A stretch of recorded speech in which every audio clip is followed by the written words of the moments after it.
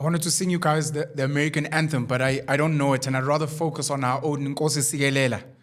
As much as movies love shoving the USA flag and their anthem down our throats. With that said, man, I'd like to congratulate Donald Trump on his victory. I personally am quite happy. As I've said before on various platforms, and I sat with Bobby Petkoff of Mid-Mac Motors on a platform called Unapologetic, I did emphasize that he was my preferred candidate. Not necessarily because I think he is a better politician, but because I found him to be more authentic. And one of the things I do not appreciate from politicians, even though I generally don't like most of them, I don't like it when they lie to us and they gaslight us and they talk to us like we're children. With Trump, of course, as much as he's rough around the edges, he's crass. The reality is a bit more authentic than Kamala Harris. Unfortunately for America, they missed a very big opportunity to have their first female president in history and also the first non-white female president because she goes as African Asian, I believe, with Indian heritage and some black heritage from Jamaica as well. So on Tuesday, the 5th of November, 2024, the United States of America went to the polls to decide between Donald Trump of the Republicans and Kamala Harris of the Democrats. And as we now know, historically, Donald Trump has come back. The decision was generally simple enough. You've got Joe Biden, who is the current president or was the current president of America, and Kamala Harris was saying she wasn't going to change much more of what she'd been doing as vice president under Joe Biden. So go with that, carry on with what we currently have, or go to what we've had before, being Donald Trump, who has been a president of the United States before. And the American people decided that they will go back with El Trumpo. Over $14 billion, about $14.7 billion was spent in this campaign. Not enough people are speaking about what this money could have done. And it's not unique to America. In South Africa as well, billions of rands are spent around election time. Money that could desperately help so many people that need housing, so many people that need food, so many people that need so many aids in various forms. But they focus on the fanfare of the politics. Many people like the fanfare, but over $14.7 billion US dollars used. For people that may not know, America works on electoral votes or electoral colleges. It's a bit complicated, but basically you've got 583 electoral leaders or voters that get to select the president. And mostly if you select Republican electoral colleges or voters, they then vote for the Republican candidate, and the same for the Democrat. 583. Donald Trump won with 295 of these versus Kamala Harris's 226. One of the issues that may be coming up very, very early as he becomes president is that he's had a lot of cases, Donald Trump, to answer to, and we're probably going to see a lot of these disappear during his presidency. Whether they will be brought up again after he vacates office, only time will tell. President or ex-President Jacob Zuma, to this date, has so many cases to answer to, and yet they have not been concluded. You start feeling like the judiciary, the ANC government, and many others don't want to conclude on these and are comfortable to let Jacob Zuma pass on later in his life without ever concluding on the arms deal and some of the other cases he had to report to. Could it be something similar with Trump? Only time will tell. So some of the things that you can expect from Trump and some of the reasons why people voted for him. Trump is not a fan of multilateralism. What that basically means is he's not a fan of trying to play kumbaya with the rest of the world. He's very focused on putting America first. There's a couple of international deals and treaties that he got out of when he was American president, that Joe Biden under his presidency got back in. A Paris deal. I know there's a nuclear deal with Iran that is still on the table to be discussed. I don't see Trump agreeing with some of those, and he puts America first. This became one of the talking points in the South African elections as well, where you found parties like the Economic Freedom Fighters speaking about Pan-Africanism, speaking about how we are one Africa and we must embrace our African brothers and sisters. And many other South Africans, especially black South Africans, stating that we're not ready. We need to fix our affairs first. We need to fix our borders. People can't just come into our country willy-nilly.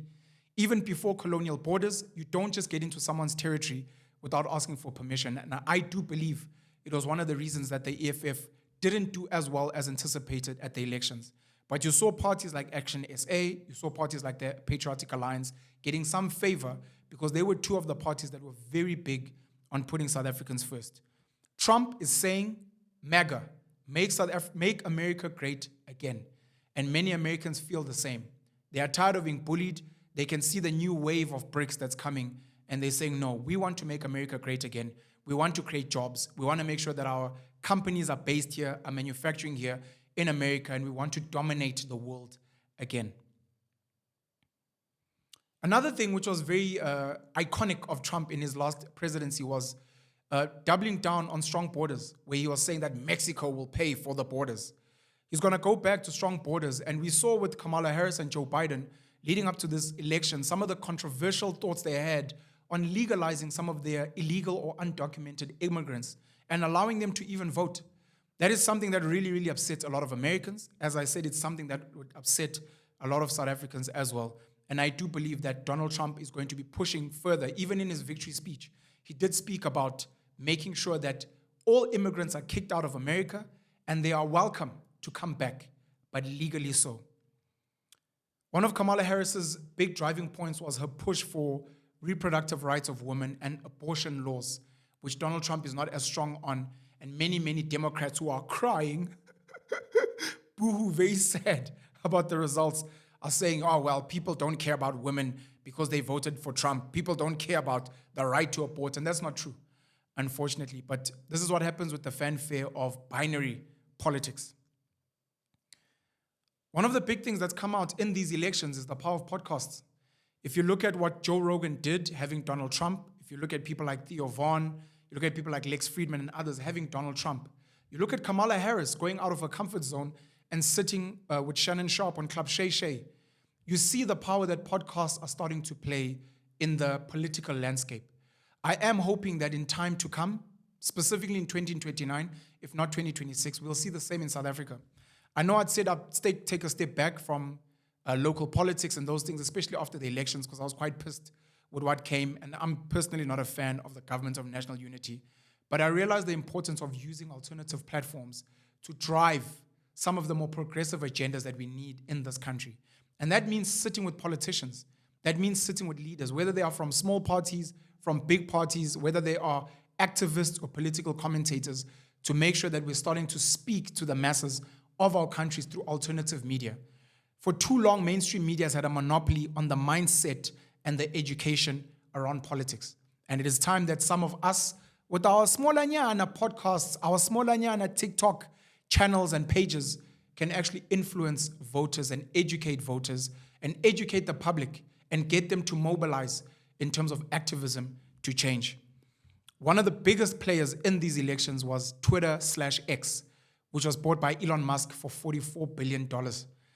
Now, this has become a game changer in the elections and specifically in the American elections because Elon Musk was very pro-Donald Trump to a point where he invested over $130 million in the Trump campaign. Trump made him some promises. They made some deals. Elon Musk told us that certain things are going to happen. And time will tell if he's actually going to be sitting in government with Trump and what impact it's going to have on his various companies, whether it's SpaceX, whether it's Tesla, whether it's X itself. Now, this is important. Elon Musk buying Twitter/X, Elon Musk pushing for Trump, and in my opinion, having the algorithms push Trump on X is no different to mainstream media. Mainstream media always has agendas. The agendas are based on whoever owns your CNN, your Fox, your BBC, your Al Jazeera. They are owners of these companies. These are private companies, unlike the SABC in South Africa, which is a public entity. These are private companies, and those private companies are owned by individuals, if not groups, that have their own political and economic agendas. And they use these platforms to push those agendas, and Elon Musk is no different. But what is different is the fact that Elon Musk has been transparent. So unlike maybe a CNN, a Fox, a CNBC, etc., who pretend to be objective and balanced, Elon Musk is like, I'm not for Kamala Harris. I'm from Donald Trump. And I'm going to make sure that I push for Trump in various ways on my platforms. And he did that. I'd like to think, thanks to Elon Musk, thanks to people like Dana White from the UFC, they convinced Joe Rogan, who had refused in the past to sit with Donald Trump, to help boost his campaign as well. So as much as Elon Musk is biased, like mainstream media, at least he is transparent. And I'm hoping that also becomes a new feature of all the platforms, whether mainstream or alternative. Come and sit with Penuel the Black Pen, listen to his thoughts, but know that he is biased. Ben Shapiro on the Daily Wire, Candace Owens being a proud Republican and supporting Trump, The View and their Democrat-leaning views, etc. Be open and honest about your stance and your leaning so that we're not listening to people gaslight us and lie to us about why they prefer Jacob Zuma over Cyril Ramaphosa, why they prefer Julius Malema over John Steenhuisen. Be honest, be transparent so that when you're pushing your propaganda, we fully understand why it is that you do so. Some of the impacts on the world, very importantly, because I think this was some of the biggest talking points leading up to the elections and after. What happens if Harris wins the elections? What happens if Trump wins the elections? Donald Trump is big on tariffs. I think for him, tariffs and taxes are the two tools that he plans to use to change America in a massive way. The taxes being lowering taxes for big businesses and especially manufacturing, to make sure that they are incentivized to manufacture locally, to make sure that they can create jobs. The second one is tariffs. If you bump up tariffs for imports, in a place like South Africa, we import a lot from China, we import a lot from Germany, we import from Japan. Of course, America is our biggest trading partner. We import from America. If you increase those tariffs, it makes it difficult for those businesses to bring things into your country, which forces your country to then manufacture, sell for itself. And wherever other countries are not in agreement with America, Donald Trump has done it before with France and Macron. You say, we will increase tariffs. If you do not play game with us, if you do not play fair, I will increase tariffs on some of the things we import from you. And then you'll find yourself in trouble because you'll find that you're not making as much money because America is a very big economy for anyone that is selling there. So tariffs are going to be a big feature. As I'd said, Kamala Harris had said she'd be doing more of what Joe Biden would be doing. I saw the leader of Israel, Netanyahu, congratulating Donald Trump on his victory. I heard that Iran was saying, look, they're going to see where Trump sits in terms of the Israel and Palestine conflict and the war in Gaza. That's going to be very interesting because Trump has said that overnight, in a day, he'll be able to stop these conflicts. Only time will tell what will happen there. Also important is the Ukraine and Russia conflict. In the past, Vladimir Putin, Donald Trump had a really great relationship. We're not sure now what's going to be happening, but leading up to these election results, there had been talks from Putin and Russia speaking about the idea of ceasing the conflict. Would this have something to do with the Trump victory?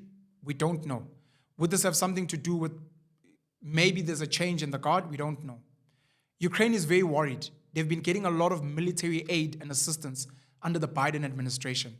And if there's a chance that Trump is going to cut that spending, that aid for the military in Ukraine, even if the conflict continues, Ukraine will not be able to stand up to Putin and to Russia.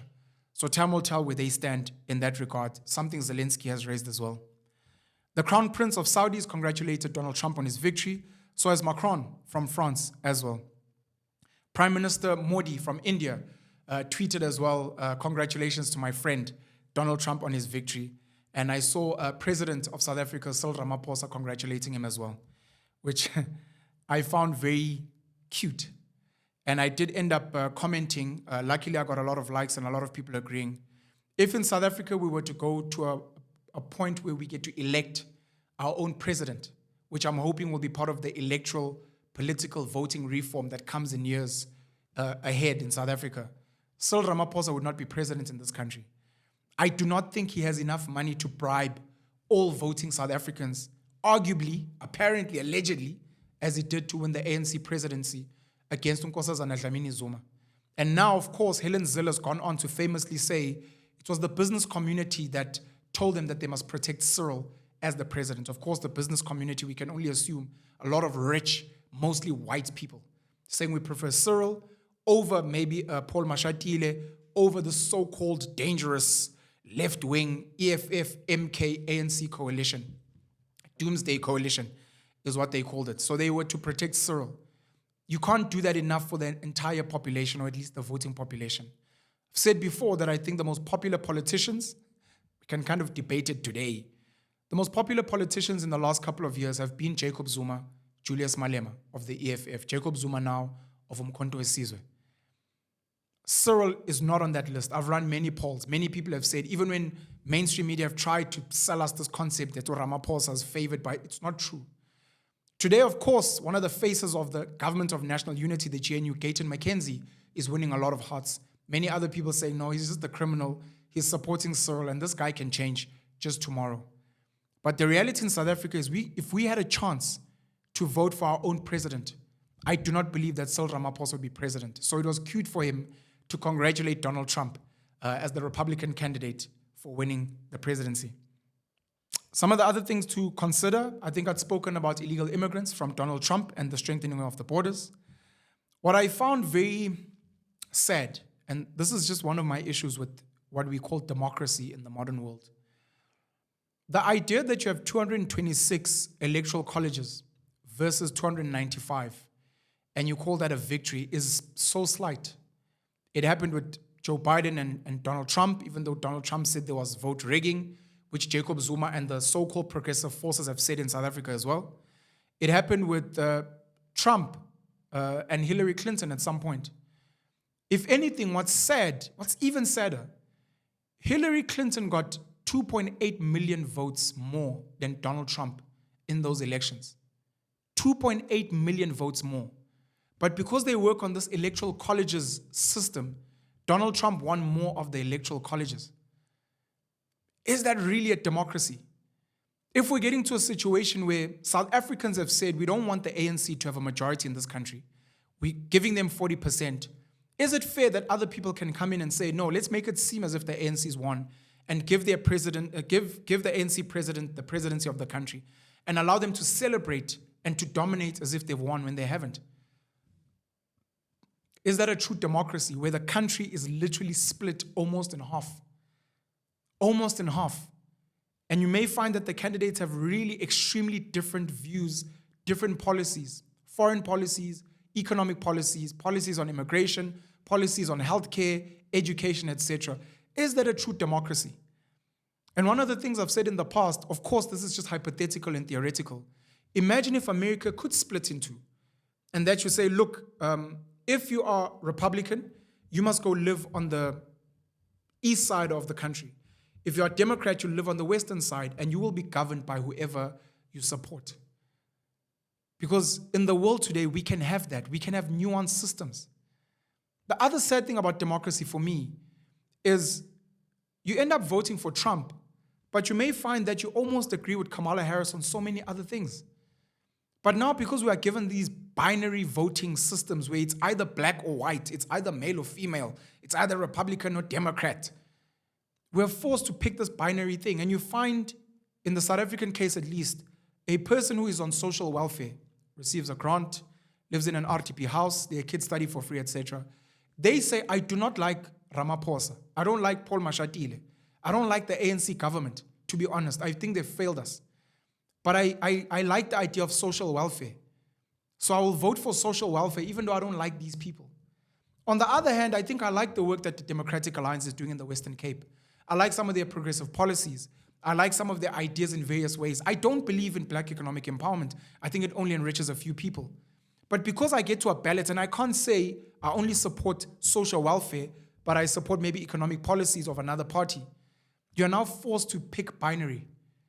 And I really hope in future, with the advent of technology, with blockchain technology if possible, with understanding that human beings are dynamic and nuanced, people should be able to vote based on policies, be able to maybe even place and allocate different voting percentages that, look, I like Julius, I'll give him 10% and the EFF.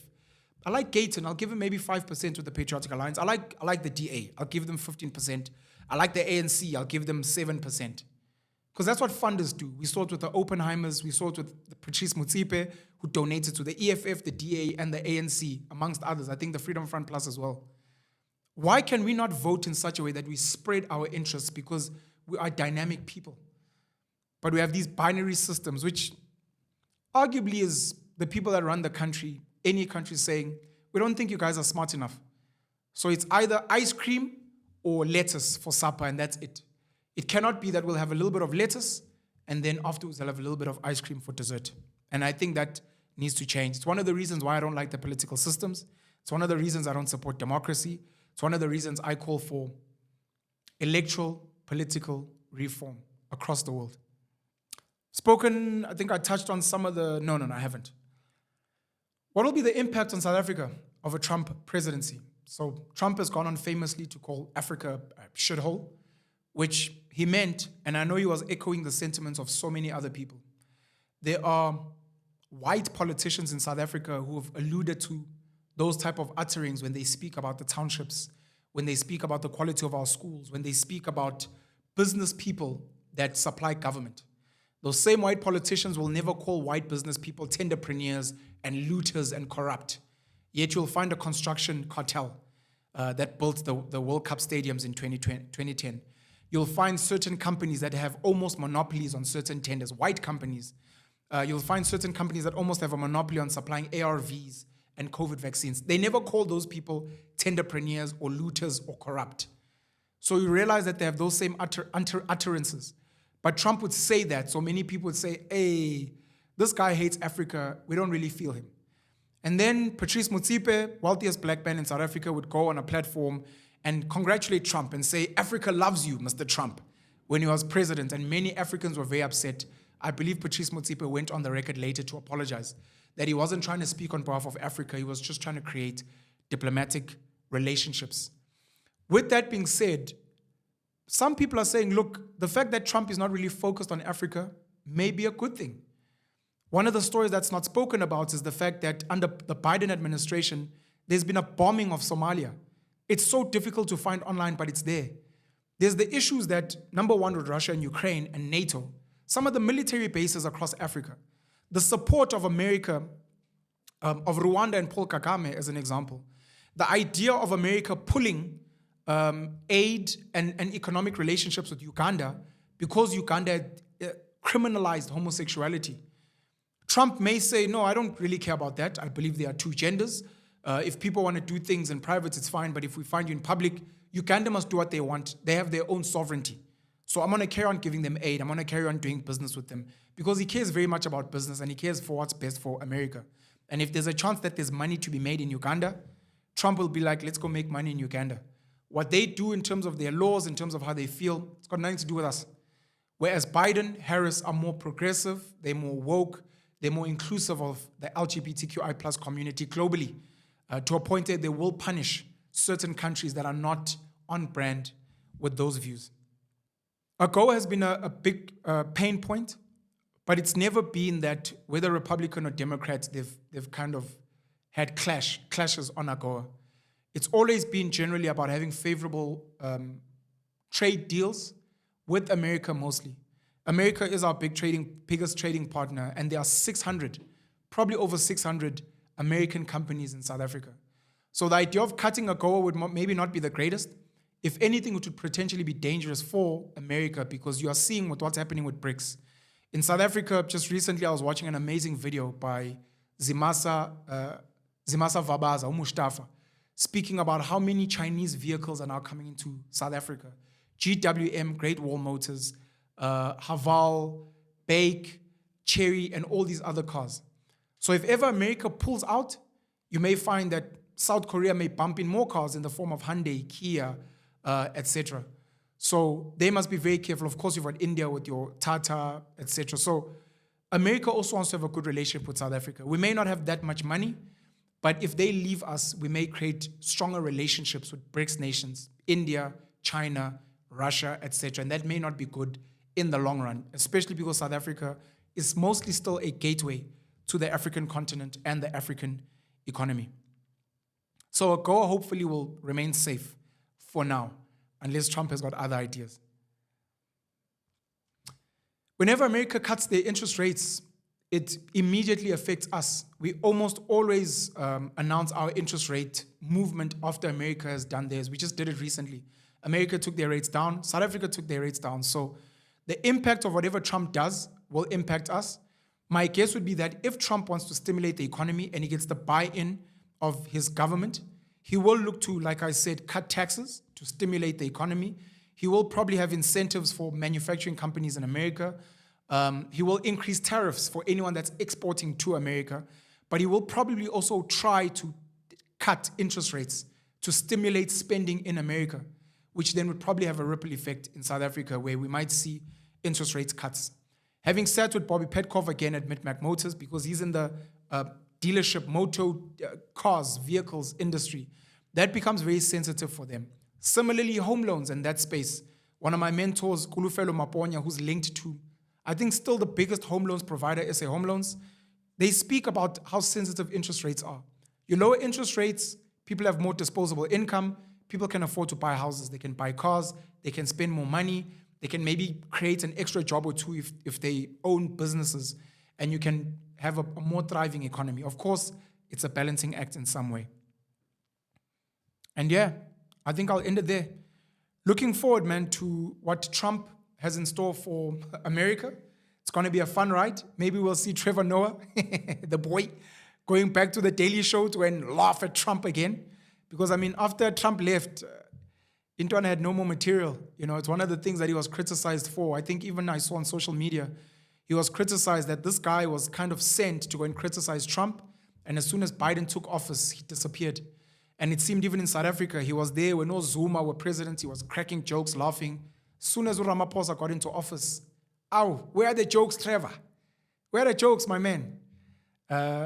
Look, without shading Trevor, because I'm a huge fan of Trevor Noah, I'm a huge fan of his career, but we're hoping for the comedians, for the hip-hop artists, a lot of the hip-hop artists, and for many others, there's going to be so much content.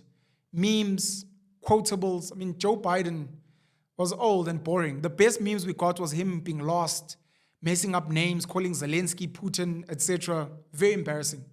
You know, and hopefully he'll retire comfortably now. Trump, it's going to be party time, and we'll see. I do hope that he will be good for the African continent. I do hope that many Africans are going to take Trump head on, and especially with the BRICS nations, we're going to see how it's going to go. Trump has had a good relationship in the past with Kim Jong-un of North Korea. I don't know whether he'll further that. He's had a good relationship with Putin in the past. I don't know if he'll maybe strengthen relationships with Russia. He's seemingly got a good relationship with Narendra Modi from India. Gets along with Macron, gets along with the Crown Prince of Saudi Arabia. And there is a hope that he'll be able to stop the conflict in the Middle East and Gaza, in Russia and Ukraine. But how will that impact now the military-industrial complex in America, which makes billions of dollars from supplying weapons to these warring countries, etc.? Is Trump or is some of his administration going to help what's going on with Africa? Will Cyril Ramaphosa with Elon Musk maybe be able to finally bring Starlink into South Africa and get us cheaper internet? Once we have cheaper internet, we definitely then can start using podcasts, X, Facebook, TikTok, to be able to start influencing and educating voters and getting political activism on the ground. And I think very importantly, because I'm going to make another video about this, we need more content creators in South Africa to make content in different languages. One of the reasons people cannot learn about politics, learn about what's going on in America is because we're not making enough content in isiZulu, Xhosa, Ndebele, Swati, Sotho, Sepedi, Setswana, Xitsonga, Tshivenda. I don't know if I missed anyone, I apologize. Sign language, you know, we need more of that type of content to become more inclusive so people can get educated. We mustn't speak good English and top English and nuanced English and complexities for a certain class of voters.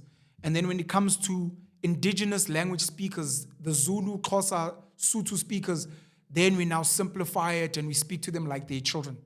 And they miss out on the nuances and the complexities. And when it's time to vote, we just tell them, Mama, nasi skipper, here's a t-shirt. Baba, you want to have a house? That's very patronizing and condescending to the people of this country. And we need to do better as content creators. I obviously need to do more in terms of alternative languages, but not just for me, but for other content creators as well. We need more content in different languages to be more inclusive. For America, of course, Spanish is huge, along with English. For some people, maybe a bit of French as well. But we need to create more content in different languages. Those are my thoughts. Shout out to the boy, Donald Trump. The thoughts and views expressed on this podcast are not necessarily those of Podcast Party. But here at Podcast Party, we encourage open dialogue and critical thinking, where great minds don't all think alike. Join the party Make sure you like and subscribe so you don't miss a thing.